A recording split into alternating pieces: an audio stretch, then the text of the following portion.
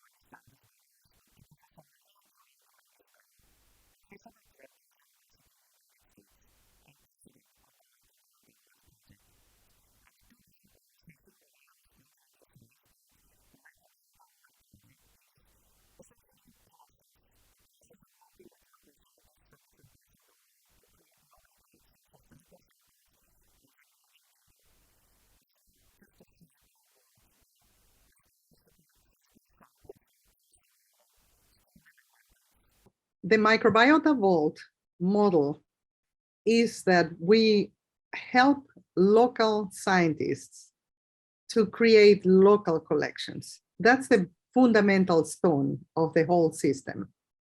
So in order to do that, we have to educate, and we do symposia every year in different parts of the world with the local teams to educate about why is it important to preserve and conserve microbial systems, including microbiomes, host-associated or environmental.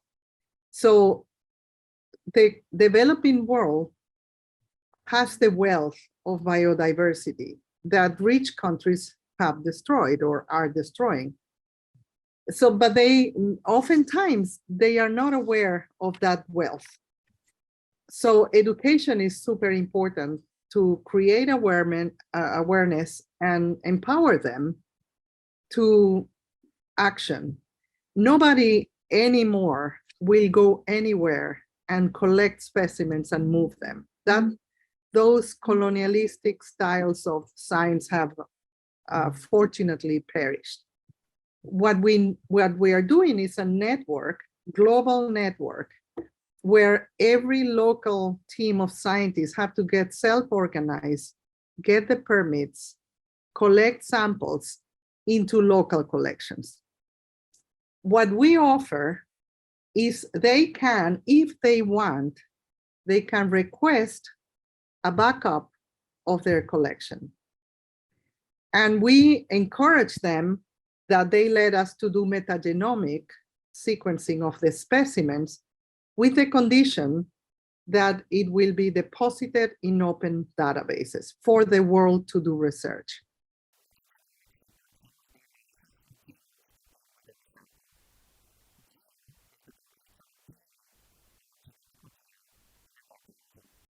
We don't do any research. We don't do any collections. We just receive requests. And with this model, what we hope is that developing countries that don't have the money to have wet labs and sequencing can use that massive data that is being produced and the data from the deposits to do research. All you need is a well-trained scientist with a computer connected to a good, supercomputer. We hope that that model also will connect North and South, richer countries with poorer countries. So the richer countries have the money and the technology, but don't have the biodiversity. So there will be collaborations that are generated from the model. And we want to have the network so that the people teach and we continue the education at a global level. Our first, we call it Global Microbiome Network, GLOMINE Symposia.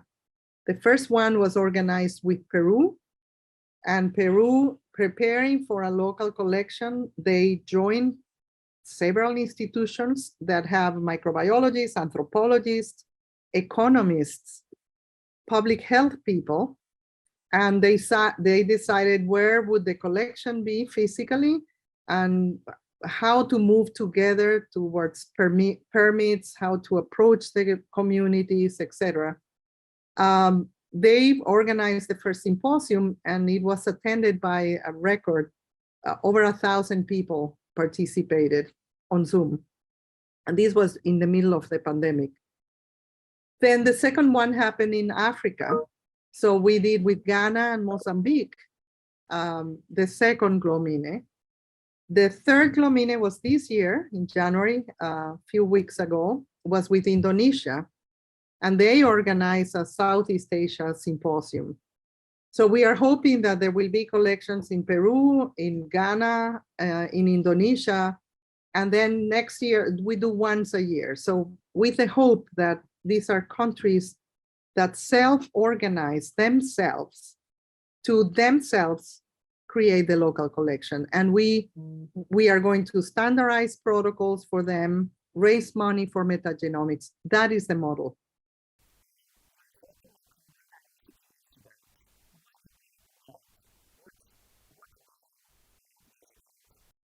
So microbes, bacteria are the first form of life in the planet. They were the first sustainers of biosphere.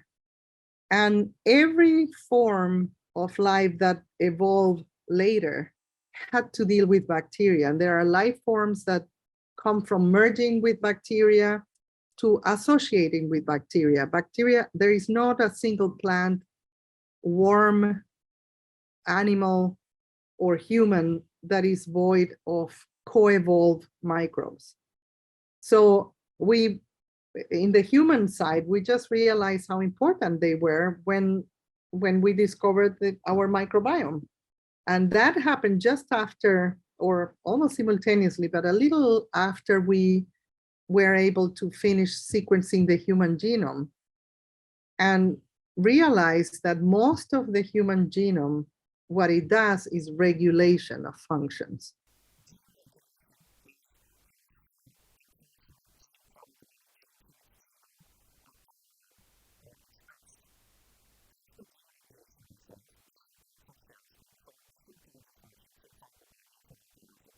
And then we discover that we have 200 more genes that are from bacteria that are interacting with our own genome, regulation and gene expression. So it became a revolution. Host-associated microbes then started being intensively studied and are recognized as a fundamental part of ecosystems and animals and plants and humans.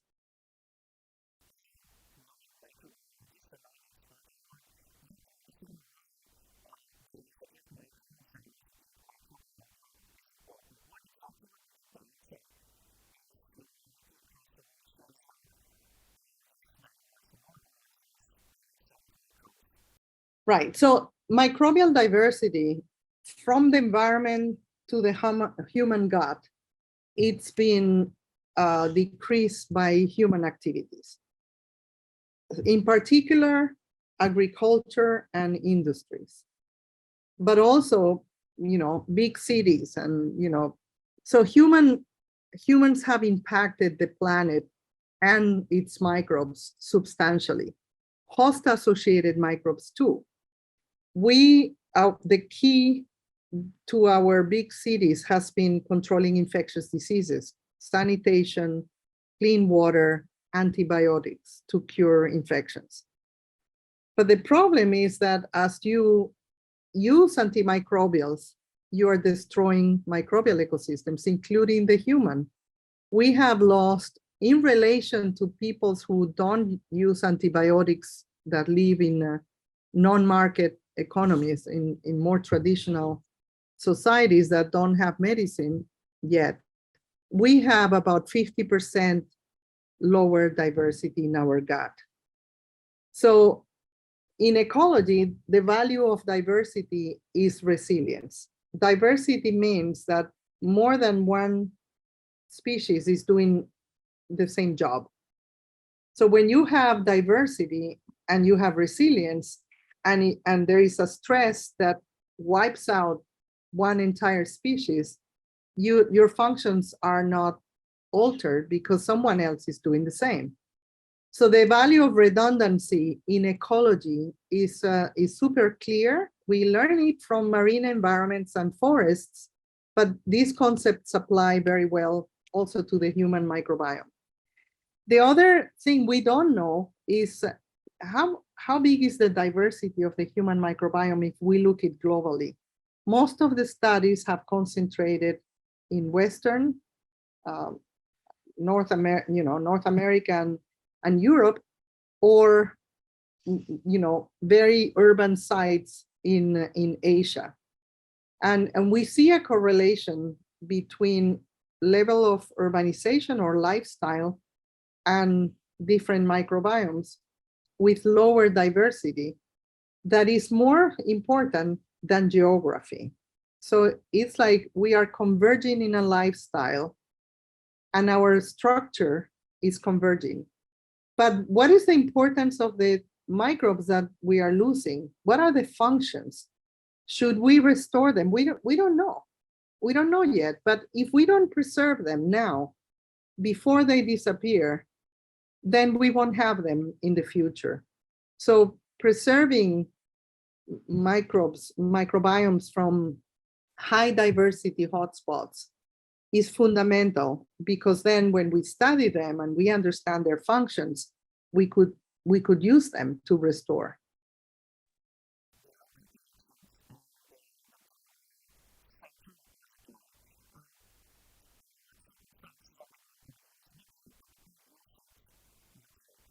So the central vault, the microbiota vault, is not to be touched. Ideally, the depositor is the only one that has the rights, and only they can retrieve it. So they may retrieve it because they lost their entire collection, the local collection.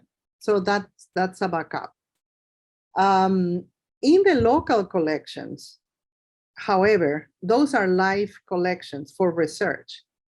So they will be using, and understanding functions and studying what are the functions of each of the diverse microbes that are there. Correct.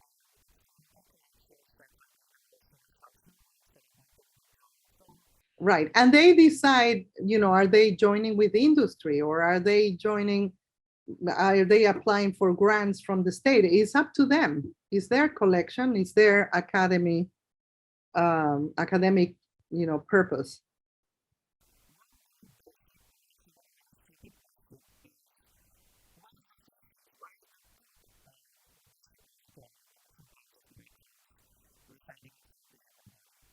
So we want to preserve specimens that are complex. We don't want to manipulate and extract, isolating, start culturing and isolating, because we are very bad at that. We only can culture a fraction of the real biodiversity. So what we want is to optimize protocols that preserve life, and maybe using different preservants, different processes that we can show that, by different treatments, we kill different populations, so that altogether we can recapitulate optimally the diversity there. Freezing with cryopreservants and lyophilizing are, 3 ways. Each one would kill different bacteria, and if you have the 3 of them, you can recapitulate. This is true for soils, for waters, marine environments, rivers, as well as for human skin, oral, and gut. So these are all complex ecosystems. We want to take them and preserve them the best way we can to preserve life.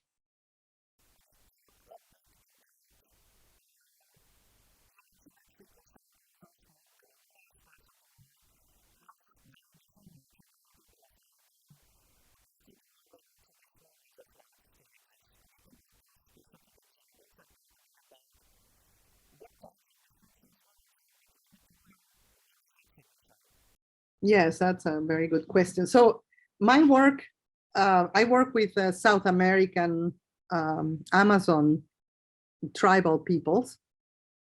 And I started working on nutrition and then moved to the microbiome and also parasites. So I think we were the first ones that published, and this was together in collaboration with Jeff Gordon, the first study that compared fecal microbiomes across continents between Africa and South American Amerindians and urban US. And in that paper, you can see there is a decline in diversity that does not respond to geography, because Africa and South America were closer together than the US. So it's not geography, it seemed to be lifestyle.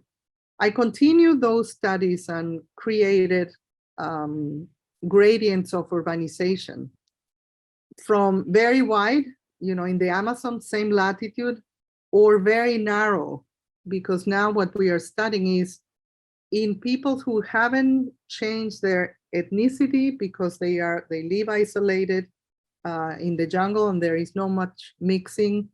They live a traditional lifestyle that they don't change because there is no money, no market economy. They do, sustainable gardens and hunting and fishing. What is the effect of introducing medicine? To that level, we have narrowed, our studies. And what we observe, and it's not surprising, is that urbanization, urban exposure, or exposure to medicine reduces the diversity. Many other studies have been done that are observational, descriptive, comparing Italians, with Africans, comparing lifestyles. And they all point at the same phenomenon. Urban lifestyle reduces diversity. There is a correlational fact, and that is that urban styles are changing infectious disease for chronic diseases. And this is a correlation, it's not causation, but it's happening concomitantly as societies adopt industrialized lives. They control infectious diseases, and then they start rocketing immune and metabolic diseases. Metabolic syndrome, obesity, but also allergies, asthma, type 1 diabetes, type 2 diabetes, autism. I mean, they're what we call modern diseases that started rocketing about 70 years ago, when, the West was already, deep in industrialization, but Asia was not. So what we observe is that Asia is coming with a lag of 30 years behind India. China, Japan, South America, but they are following the same pattern as Western, US and Europe. It's just they are lagging behind, but they are undergoing these changes faster. So industrialization may have taken 150 years in the West, but is much accelerated in the way it's happening in Asia. So for the first time, and people, there is a lot that changes with urbanization, including diets. So, and including medicine, and including polluting the environment and exposures to toxicants. And I mean, you name it. It's like, and lifestyle, urban lifestyle is the same everywhere. It's the same cities with the same landscape architecture, the same urban plans, closed buildings, hospitals. We share standard protocols for everything, the same foods. Corporations reach in places that they weren't before. So it's a mixture of intoxication and contamination with processed diet and antimicrobial medicine. That is probably, we think that's on the underlying genesis of high inflammation that drives all these diseases. The diseases are very diverse, but they have a common denominator, and that is inflammation.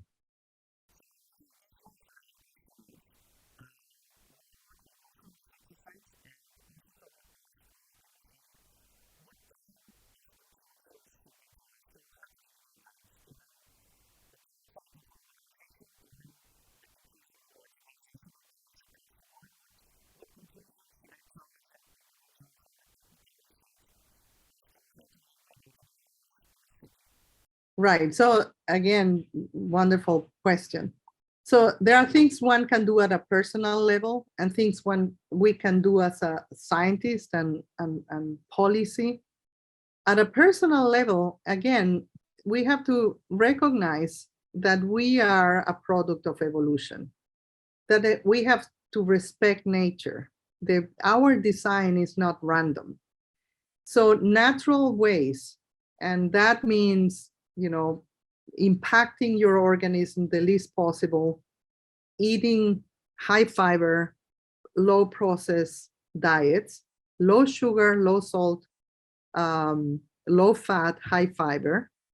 And we can develop, we are artists in culinary. There are delicious ways to prepare healthy food.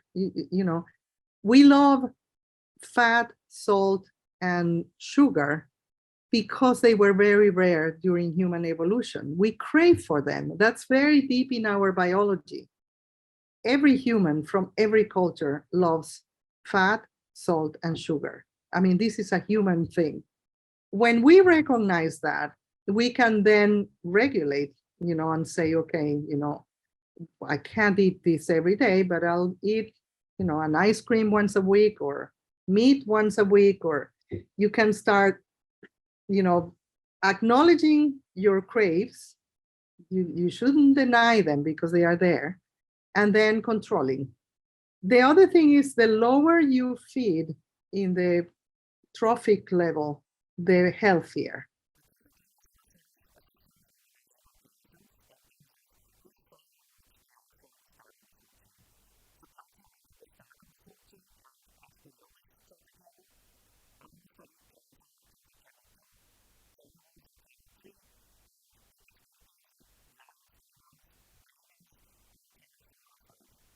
We evolved to eat a little meat and a lot of vegetables and fruits. People that eat, that do not eat meat tend to do better because people that do eat meat eat a lot. I think the issue is mostly quantity and frequency. We need to also learn that, we need to eat food that can be sustainable for the environment. So again, the damage agriculture and industry has caused and continues causing to the environment is important. we need to raise our kids the most natural ways possible. Deliver vaginally, look for the support that a mom needs to have their babies in the natural way. I don't think societies are giving enough support for that.